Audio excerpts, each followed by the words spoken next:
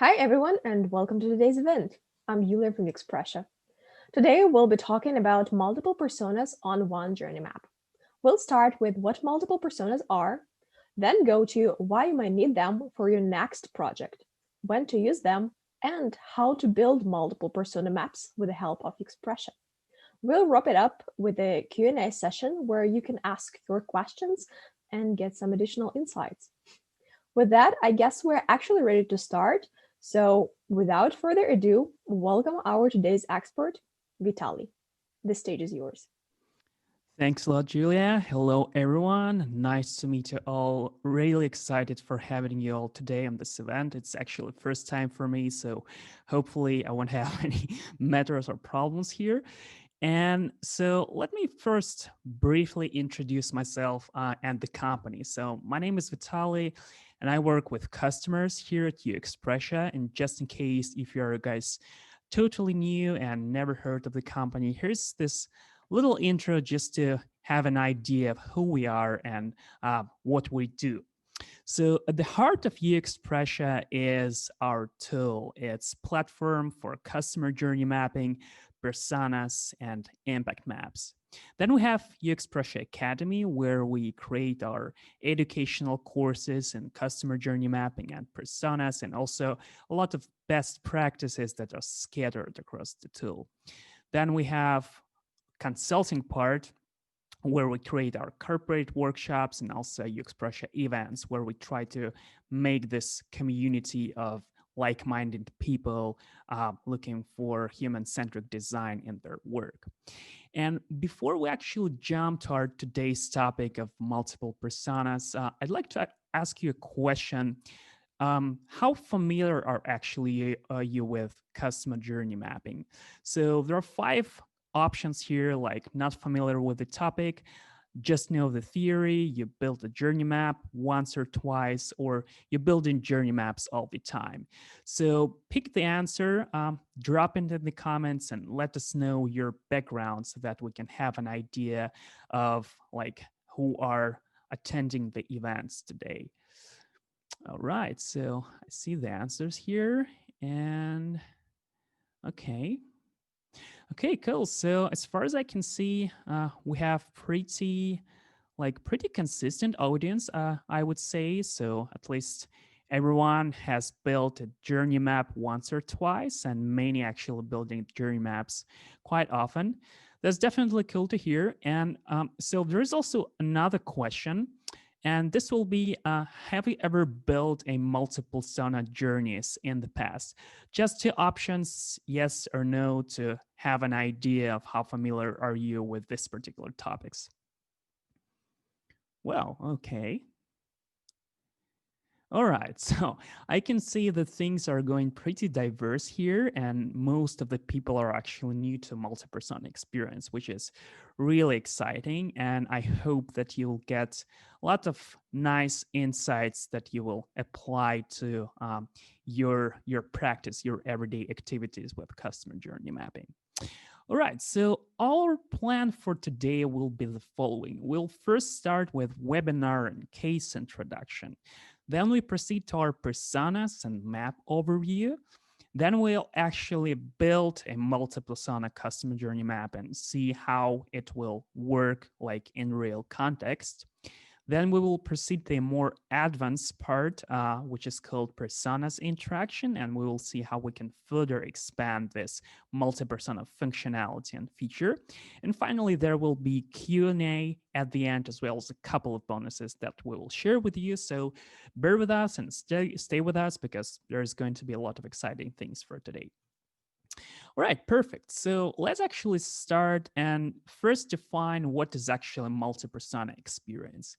So I think that all of us are pretty familiar with classic customer journey when we have single journey, a single persona or a single customer segment, and like a classic set of sections like touch points, storyboard, experience graph, pain points, and ideas and opportunities. And it's really cool when you keep that simple and straightforward structure in your artifacts. But in real time, things can really get much more complicated. And one of the key tendencies that we have observed here is actually a multi-persona experience or multi-persona journey. So I see it constantly in the product demos that I make for the customers. We did receive like a lot of requests like that in the past. And then we added this functionality to the platform and actually decided to have a bit more detailed look at what is actually multi-persona journey.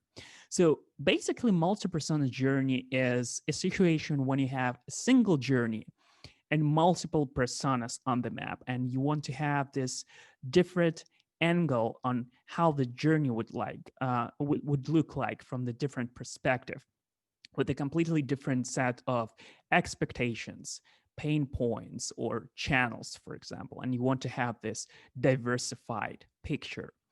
And for today's webinar, we've decided to pick up a sneaker store journey map because, again, there could be like hundreds of variations here depending on your company industry, the actual journey map you build, and the specific case you work with. But we think that it will be kind of relatable for everyone because all of us do shopping, we all do buy sneakers, and I think it will be just easier for us to understand and relate how it can be then applied and scaled to other projects in your specific industry. All right, so let's start with the personas introduction here. And we've decided to pick like three pretty different persona profiles and actually compare and see how different or similar their journey could be. So please meet Emma, the discount chaser, Cynthia, who is a researcher, and then Thomas, who is an influencer. And now I will leave this slide and actually go to my browser to show you the persona profile cards that we have designed in our platform. So I'll start with Emma first, and her profile is pretty straightforward. So Emma is a marketing student. She's 23 years old, and basically her goals and needs and is to find great discount offers and coupons, to find cheap deals and best value products. And well, basically all she wants is just to find really nice deals and save some money on the shopping. Then we have Thomas. So Thomas is Instagram influencer. He's a fashion stylist at a fashion store.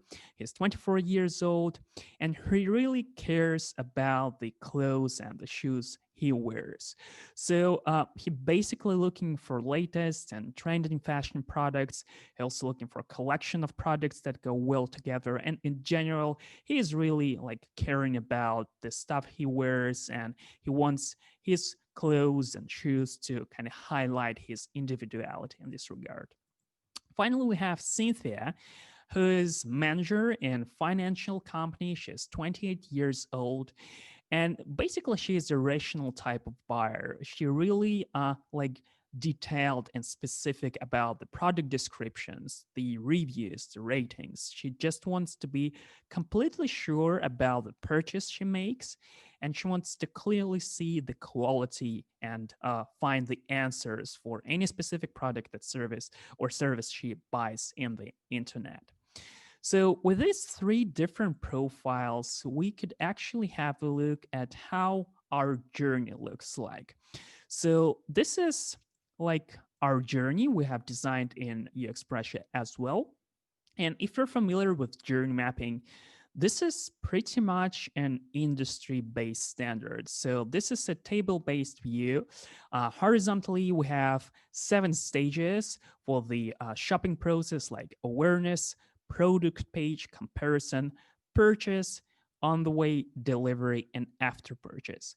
And also a quite classic set of sections here, like customer goals, storyboard section, then experience graph, touch points, and finally pain points. We decided to make it quite simple and not like make it too much complex and multi-layered, because there's still going to be a lot of information here. So this is like really complex, a really simple journey, straightforward one without too much information is going on. So at the moment, there is only one persona on the map, and this is Thomas. And let's actually have a look at his customer goals and see how it's like how it correlates with the stages we have here. So we start with the awareness stage, and Thomas' goal here is to find a great outfit to impress his friends and subscribers. So obviously he's using Instagram. So if we scroll down and look at the touch points, we see that there is Instagram and Pinterest icons. Then we have a product page, stage, and here Thomas is looking for exclusive design that matches his look. He's looking for customization and the end product that will look expensive. Moving on to the comparison stage, where Thomas is looking to find inspiration for his design and make a final decision about it, and then proceeds to the purchase stage, where he just gets the sneakers with the design that he wants.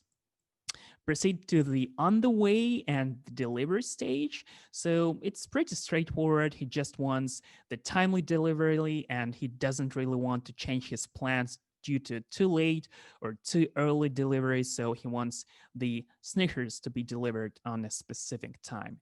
And finally, we have an after purchase stage where he posts about his new sneakers on social media and films an unpacking for Instagram stories, YouTube, and TikTok. So it's pretty straightforward here, really not that complicated. And if we look at the emotional graph that is connected to the pain points, we'll go to that into just a couple of minutes. It's all like pretty clear and understandable from that standpoint.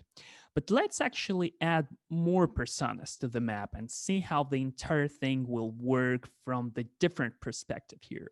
So I'll now switch the window to the journey map editor. It's basically where all the magic happens. And what I'm doing right now, I'm opening this personas tab on the left. And spoiler alert, we already have a number of sections completed here in this map just for the sake of demo and in order to keep it a bit more compact. And what I will do right now, I will just make the personas visible on the map. So again, we already have them completed. So I will unfold them and now we'll open Emma and Cynthia. And let's actually see what's happened. So Emma and Cynthia appeared on the map. And basically, we already have this basic layout for the multiple persona journey. So let's scroll down and actually see what happens. So on the awareness stage, we have a diversified set of customer goals. So Thomas still wants a great outfit, while Emma, who is a discount chaser, a different profile with a different set of like habits and a different behavior, she's looking for an attractive deal, while Cynthia is looking for buying for high quality goods. If we scroll down, you can actually notice that we use the storyboard gallery that's not diversified. It's kind of up to you at this point because if you want, you can have also diversified like custom actions described in text, for example. But in our case, we just use this illustration to kind of visualize the customer actions here and see what's happening in there. So multi-persona experience is not touched yet, and we'll get to this in just a minute. Then we have a diversified set of touch points where like Thomas has his own set of touch points, then Emma follows with her own set. Same goes to Cynthia, and also the diversified set of pain points. So so here, if we look at the pain points, it's actually even more diverse. So for the awareness, for example, we see that Thomas ideally wants that the website should be convincing enough and perhaps suggest a wide range of design, an option to add even more designs. While Emma at first glance thinks that sneakers look too way expensive and she just can't justify the price. While Cynthia thinks that store has little reviews and it overall doesn't look trustworthy at first glance. So we basically already have this multi-persona structured journey in place. So you have a diversified swim lanes that can be customized in relation to each of the personas. So instead of looking at the journey from only one angle, like in Thomas' case, for example, you open up more possibilities to see how similar or how different the same set of steps can be for different persona profiles depending on their background and behavior, goals, and motivations, and so on. So, just a quick stop here before we proceed to the experience part to check if you have any questions here and if everything seems clear to you at this point. Okay.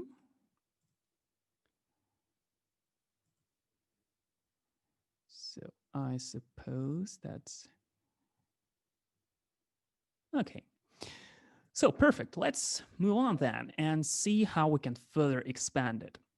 So the experience graph that we have here is basically like the core of the journey. This is like the most important section, I would say, because it can clearly help you to identify the pain points and the moments of truth in the journey of your personas. So we've decided to pick up this really simplified version of the experience graph. So basically, if you look up at the settings, we have like no text in here, although you can include it if you want, and there are only 3 experience line which we distinguish like positive, negative, and neutral. But again, in each particular case, for each specific journey, this can get more complicated and you can expand and scale it for further examples. But let's actually add more personas over here. So what I'm doing right now, I'm actually adding Emma and Cynthia. And as you can see, right now we have 3 parallel emotional flows stacked one over another. And let's actually have a look at the pain points to see how this can be further like applied and diversified. So we start with the awareness stage, and although there are a certain set of pain points for everyone, I would probably set up the like starting point as a positive one and pick up this little smiley over here to kind of indicate that our personas see the advertisement with the sneakers and they're pretty excited about that and they really want to buy these sneakers. So then we proceed to the product and the comparison page. And here we have like the entire set of different problems. So for example, if we want to Thomas, so he's not interested in buying anything available for large audiences. Emma can find a special offer page that she saw on the banner. Cynthia thinks that the website merchandise is not represented anywhere on the net except for the website's catalog. So what I would suggest to do here is basically to drop down anything to this negative side over here. Let's pick up a set smiley over here to highlight this, to visualize it. And then we can proceed to the comparison page where kind of the same situation happens. So Thomas is not interested in comparing the default options. Emma thinks that she's not able to compare all the designs that she chose on mobile. Cynthia thinks that customer reviews are text only and like she has to spend a lot of time comparing different sneakers. So again, a lot of problems here. So I will also downgrade their emotions here, make it negative as well. So with adding this sad smileys over here once more, but then it's actually be a bit more interesting. So for the purchase stage, it's like the most exciting moment in our journey. So Cynthia actually has no problems, while for Emma, it's not clear if the prices in catalog are displayed with or without text. And while Thomas can't understand if he can specify the delivery date or the delivery date isn't that flexible. So our 2 personas still have certain problems.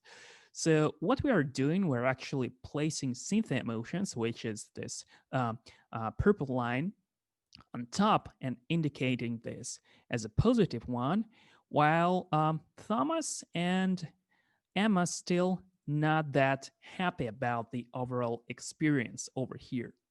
So moving forward to on the way stage, Emma has no problems as well, and Cynthia is also pretty happy. So probably, I don't know, let's pick up this neutral section and set up the emotions to this point, while Thomas still has problems. He doesn't have any updates on the delivery date after the order. So we set up the negative emotion here as well. And then we proceed to the delivery stage where Emma is the only one who has no problems and like delivery, the most exciting moment here, and also after purchase, like the happiness stage, are also doing pretty well. So again, for Emma, let's pick up her emotions and set this as positive here, while Thomas and Cynthia going with certain set of problems again. So for Thomas, the delivery took way too long, and he's definitely not happy about that. But probably the fact that he finally receives the sneakers make his journey a bit more happier. So let's probably pick up he's over here. Yeah, he's actually already on the neutral side. While for Cynthia, the quality appears to be lower than she has expected. And so we're taking her emoticon circle over here and put it to this negative side over here and select the negative emotion once again. All right, so then we have after purchase stage where Thomas is kind of satisfied with his sneakers, but the packaging is not that impressive. He's filming unpacking video for Instagram and that frustrates him, while Cynthia, she doesn't know how to initiate the return procedure. So I would probably go with like drastically negative experience for Cynthia here, so we can even pick up a bit more like expressive smiley face over here.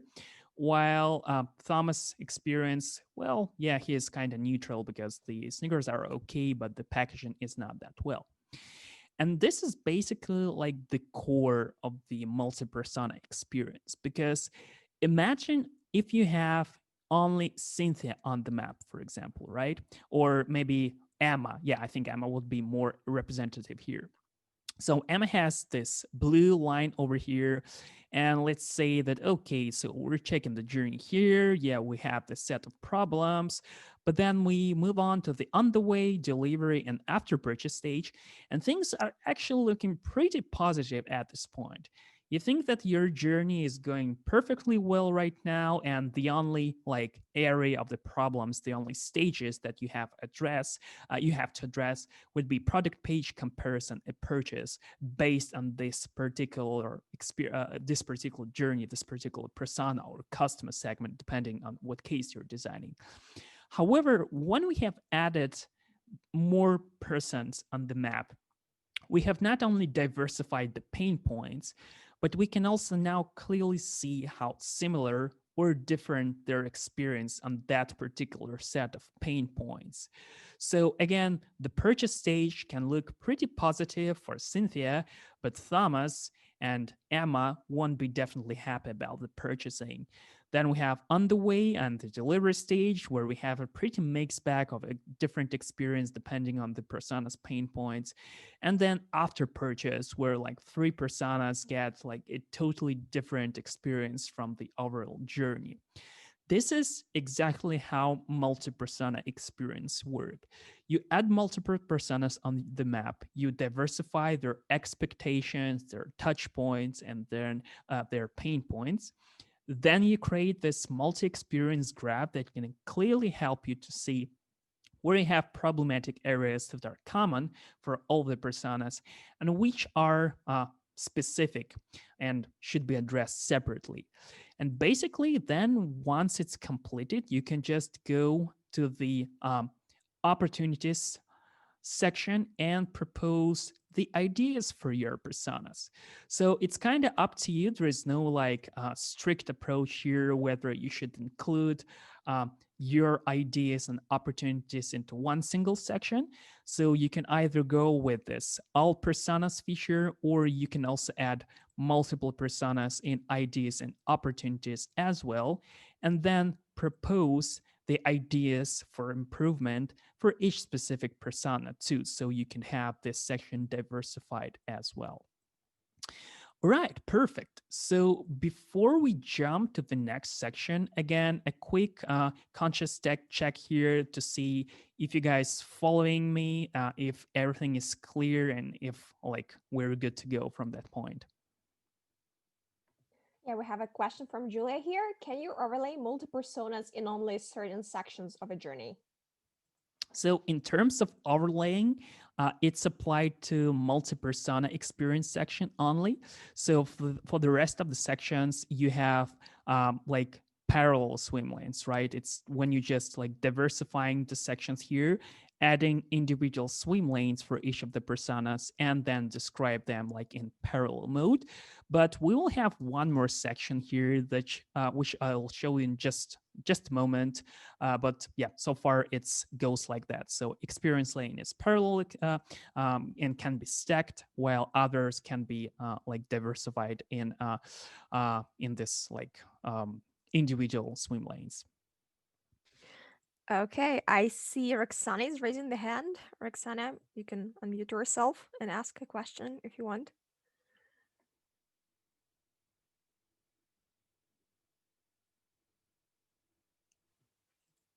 Or maybe later. Yeah, maybe. Okay, right. All right, we have a question from Nicole here. The storyboard images, are they created custom or from a stock library? Yeah, so these are custom illustrations, but we also do have a stock library. So this can be accessed when you just highlight the text you typed in your sections. Click on this image icon over here, then go to the latest option. You can obviously like add your own images and illustrations. But when you click on this last icon over here, we have a stock image gallery, which is basically a quick way to add some visualization for the customer actions and create a bit more visual artifact in this regard. But these ones are custom that we have created specifically for this demo. Okay, Roxana here actually does have a question, so I just need to ask her to unmute. Okay. Hi, thank you. So I'm really, really enjoying this. So my question was also about overlaying personas. The case I had in mind was a bit different, where you have two users of the same app, but they're completely different. So, for example, in the case of epilepsy, where you would have both the um, individual living with epilepsy, but also the caregiver. So they look at the same information, but their needs are radically different compared to what you're sharing. I was wondering what extra considerations you would take there, if that Yeah. makes sense. So I would follow like kind of the advice here that the best way is to like not complicate things too much, right? Because if you have like too diverse map with too much sections and too much like pathways, it will be just probably a bit too difficult to comprehend that. But at the same time, if your personas follow exactly the same set of stages in the map, so if they go through the same steps, there is no like any diversification here, then you probably could still follow the same feature of the same layout for the map. If your personas are actually going through these different stages, so again, they can have something in common, but at a certain part, there is like this pathway that one persona goes completely different set of sections, and another one goes also completely different set of stages. Then in this case, I would probably suggest to go with a separate journeys, just for the sake of like better comprehension of the entire artifact in the end when you need to present it and make it like clear and understandable in this way. So yeah, my advice here would be like that. Okay, great. I hope that answers your question. I see many, many more questions. Let's postpone them until the Q&A session. They're more about images and stuff. So yeah, let's move on and then we'll get back to the questions. None Yeah. will be forgotten. Yeah, perfect. All right, so yeah, let's move on and actually see how we can further use this possibility and expand this experience even more. So in our case, we have like three buyers personas who don't interact with one another. So they don't know each other. They do the shopping separately, right? So it's pretty clear and straightforward here. But at the same time, if we think at this case from the company perspective, there are actually company employees, for example, like call operators, managers, social media managers, delivery, and like basically their interaction with our buyers' personas can drastically change the overall experience and influence how the emotional graph is working here. So, specifically for that, we have a special section that is called personas, and it's designed to help you visualize interaction between the personas. So kind of the same example when you have the same journey, the same set of steps, but you have several personas who do interact with one another, and you need to visualize and highlight this as well. So again, spoiler alert, we have this section partially completed for the sake of this demo to kind of keep it more compact, but at the same time, I will build a couple of things here to show you how this thing will exactly work. So what I will do right now, I will unfold additional section here. So just in case if you guys don't know, we have a feature called view modes, which basically allows you to filter which sections should be visible in this particular instance of the map. So for example, initially I have opened this all personas no interaction section, where I have one of the section hidden. And now I will open up personas interaction view, where we will have additional section that can kind of help us to further see how this feature can be used and implemented in your practice. So let's scroll down and see it over here. So what's happening here is for Thomas, for his swim lane, we basically have like an expanded customer action section. So it's basically the description of the goals, like Thomas clicks on the Instagram ad, then he looks at the sneakers, tries a couple of custom designs, then he proceeds to the comparison page where he compares the designs he created and checks out the designs created by others for inspiration. Then we have a purchase stage where he fills in the billing and the shipping information. Then on the way stage where he contacts the call center to check if the shipping date is postponed. Then he receives the order and films in a packing video for his Instagram and tags the store in it. So basically, it's like the expansion for the storyboard section, where we just describe the goals here in this more detailed and text manner. And so if we scroll down, you'll actually notice that I have a couple of additional personas here. So it's call center, delivery, social media manager, and manager. So if we actually have a look at their profiles, they are basically placeholder personas. So there are no information on them. We just use the title and the image over here. However, again, it's not a strict way how you should do it. If you have a specific case where you have a specific employees with their backgrounds, with their skills, for example, motivations and certain behavior that you think can affect the overall journey and the way they interact with your customer personas, then you're obviously free to include this information here as well. In our case, we'll make it in a bit more simplified manner and include only like some titles and images just to visualize the interactions here. However, again, you're free to experiment here and further use this functionality. So let's see like what sort of interaction we can actually build here. So let's start with the awareness stage where Thomas clicks on Instagram ad.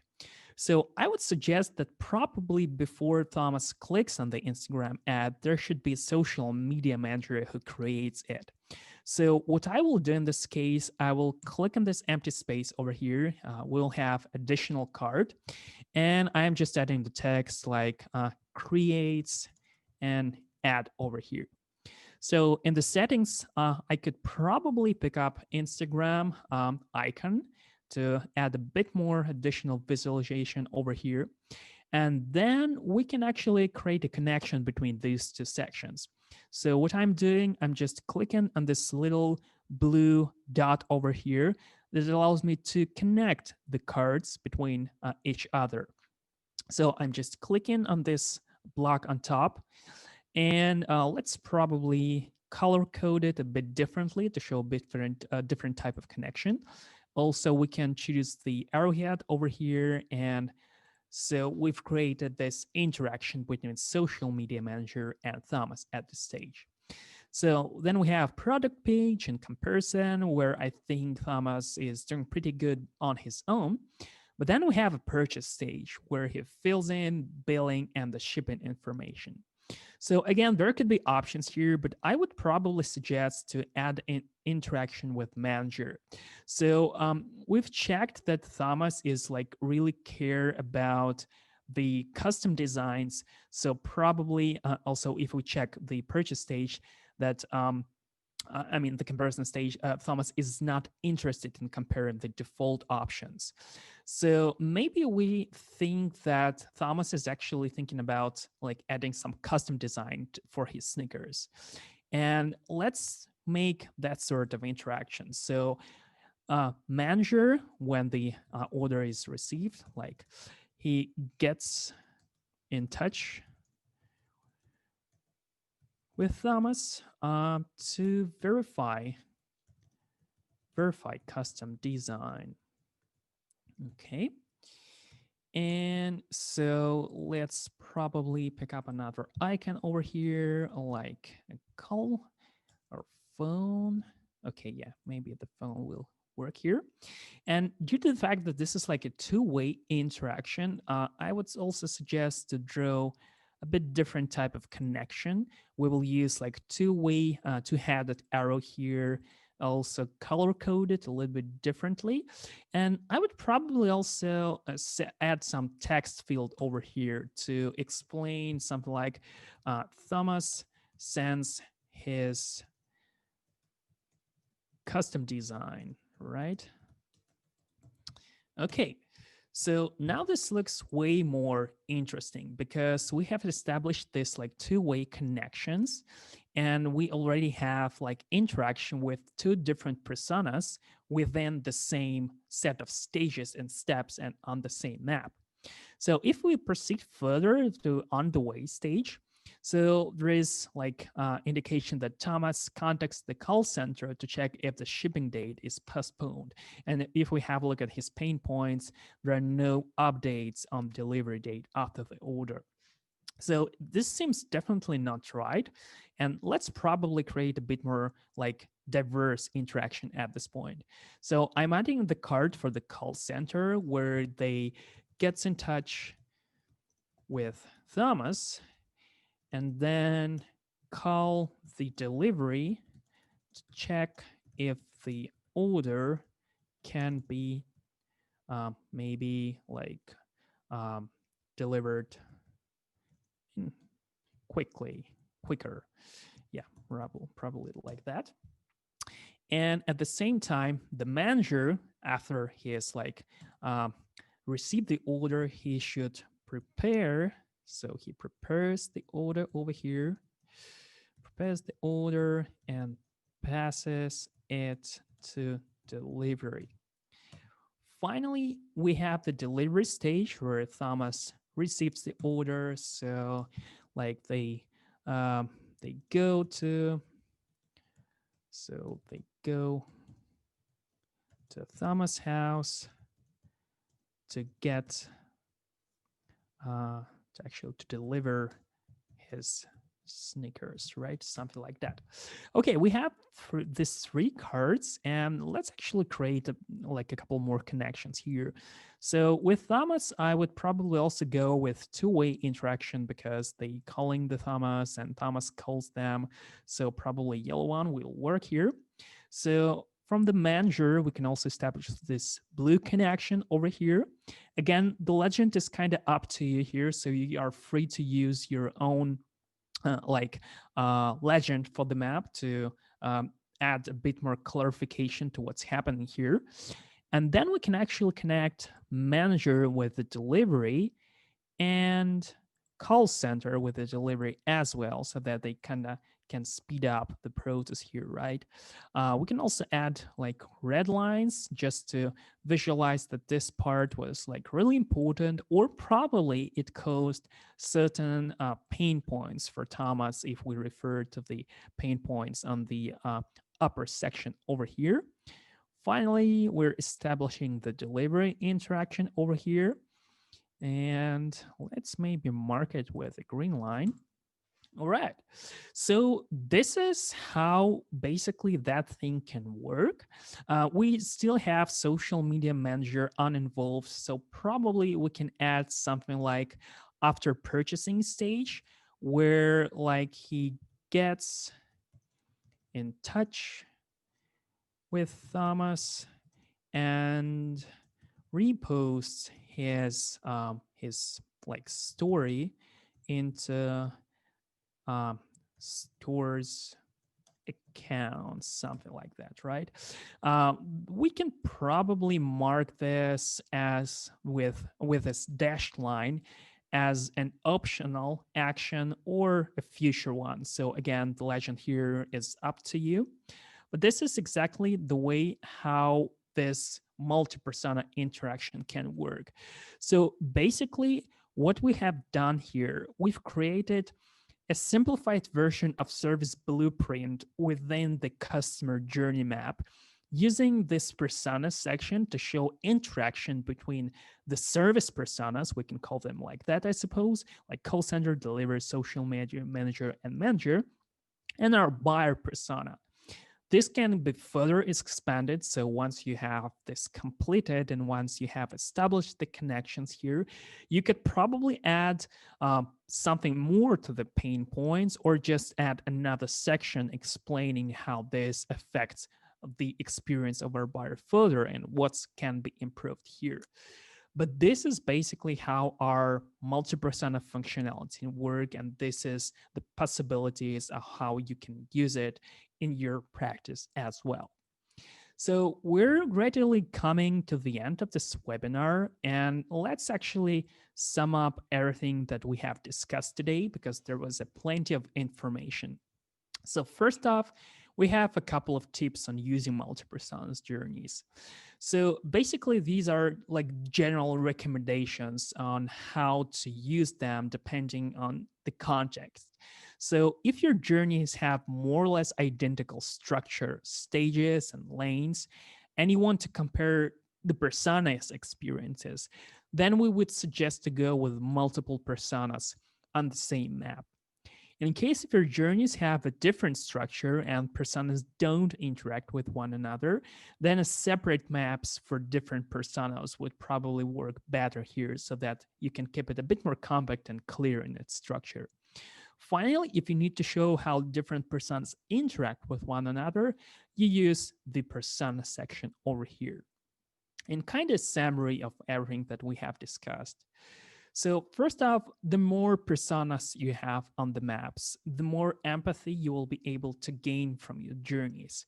By viewing the journey from the different perspective, from the different angle, from the different set of touch points, expectations, or panel or pain points, it can like drastically expands the understanding of what is happening with your product or a service or customers and how you can improve it to make it a bit more consistent and inclusive at this point. The second recommendation would be not to afraid to experiment. So journey maps are a canvas, right? And you can practically experiment and break rules and use it in a bit more creative and non-standard way. As in our example today, although the persona section is supposed to visualize these interactions with personas. So in our case, we haven't used buyers personas, but we've actually added service personas to show the service blueprint in a bit more simplified manner. So this is just one of the examples, but you're really free to experiment here and try your own and see how this can work further. And finally, you could try it yourself because we're giving away these templates as well as coupon for 30 days free trial in UXPressia Academy. You'll receive it in your email right after this event. And apart from the one that you have seen here, we're also sharing a couple of more with you. For example, a taxi journey where you have like interaction between a passenger and a driver, as well as B2B software purchase with lots of stages here and also a different set of persona goals. Also, our personal insurance customer journey map, kind of simplified one, but just to demonstrate how this could look differently from different perspective, as well as publishing an article journey map where we have to visualize this interaction between journalist, proofreader, and editor and show how they interact with one another during the different stages of the journey. So thanks a lot, guys, for having me today on this event. I hope that this will be useful for you. And let's actually move on to the question parts, I suppose, right? So Yulia, could you please take it from here? Yeah, sure. Vitaly, first of all, thank you so much for such a great overview and just showing all those examples. I see so many questions. We did already answer some of them. Um, so yeah, let's move on to the Q&A session. Please do submit your questions now in the chat or raise your hand and ask to unmute yourself so that we can ask them again. In the meantime, Italia, I see there is a request here from Julia. Could you offer a webinar walking through a more complex B2B example at some point? What do you say to that? I'll be totally glad to help you with that. Due to the fact that this is the first event in our multi-persona experience, and we decided to keep it a bit more simplified and not complicate the things too much. But if there is a request and if there is an interest from your end, we'll be totally happy to organize event like that. Right, Yulia? Yeah, sure thing. Okay. So, Julia, thank you so much for your question. We have a big one from Maria, so please listen in. Maria asks, I understand there is no limit to personas you can use on a CGM, but how do you deal with the fact that although adding multiple personas to the same CGM gives a very good overview, the maps gets very long and the client will have troubles to read it on their small screens, make anything out of it. The impression I've got, and I've used multiple persona maps, is that it's a great way to take all the info together, but not necessarily client's favorite. Oh, what's your experience? Yeah, so I would say that yeah, maps can really get complex in this case, but our recommendation here is actually play around with the platform functionality. So the key thing is that when you're adding multiple personas on the map, as in our case, you can also hide them in basically one single click. So if you need to present this particular map to your customers, right? And they don't need any single information from this particular iteration of the map. There are two things you can do. First off, you can hide the personas here and basically turn your map back into one single mono persona if you like. Second, you can create custom views for the map. So basically, if you don't need, for example, the persona interaction sections, if you think that it will be too much for the customer, but probably it's still valuable to you because it gives you some insights and some like data that can overall like affect the artifact and can be used here in certain context, then you can just create a custom view over here. So what you basically do, you just go to this top panel, click on add new view, hide the personas interaction, for example, and any additional stages or sections that you need here. You name it like no interaction and saves you. So once it's completed, the map shrinks to a more compact version, and then you can either present it by clicking on the present button over here, or alternatively, you can export the artifact into PNG, PDF, CSV, and PowerPoint formats, and then present it as like a completed journey map with no other information in place, with just some essential sections, and at the same time, all the information that you have created here and all the multi-persona experiences will be available on the go. So you can toggle these different views and different angles and create the experts of the map to present it then to your customer. So yeah, you can do it like this way. I hope that answers your question. So another one is from Satar. Is there a way to map both different types of buyer personas as well as the service personas and the interaction between the buyer personas and the service personas? Yeah, so basically this is exactly what we have done today, but in probably a bit more simplified manner. So for the buyer personas, I mean, our buyers personas are already quite detailed. So if we open up their profiles over here, you'll see that there are like a plenty of information here um, from the scratch from the very beginning. So for the service personas, I've used this basically as a placeholders, right? So there is no information here. There's just like indication that this is a call center and an illustration here. However, if in your case you would like to have a detailed profiles for the buyer personas, you're free to customize it because you have the same set of sections here. You can create graphs, charts, you can add media and files, and basically your service personas can be as detailed as buyers personas as well. And then you just proceed to the interaction section where you create the same sort of connections as we have done in our example over here. So again, if it seemed like too simple for you, and if you would like to kind of have more detailed visualization here, you're free to experiment here. And again, we can add our personas from buyers as well. So if you need to visualize a bit different set of interaction. So the overall idea is that it's very flexible and there is no really limit on how you would like to visualize it. The key idea here is the ultimate goal, right? So what you would like to show, and the way how you can do it, there are basically like dozens of ways at this point how you can what sort of layout you can create, in other words. Right, so hope I Great. answered the question here. Yeah, we have another one from Juan. How do you collect feedback from other teams and even external people while creating this customer journey map? How do the people make comments or questions without exporting a PDF? So in terms of collecting feedback and external people while creating this customer journey map, so there are like tons of possibilities for collaborating in real time, either with your teammates or with external customers.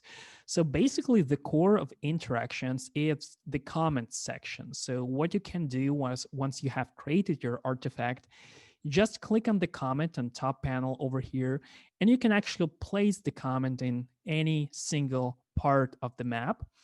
Tag your teammate if they already in the project, and basically this is how the interaction works. So you place the comments here, you tag your teammate, so let's probably tag someone, and then you just open up this, kind of similar to how you open tickets in Trello and discuss anything that has to be discussed for this particular section, for example, or for this particular part of the map.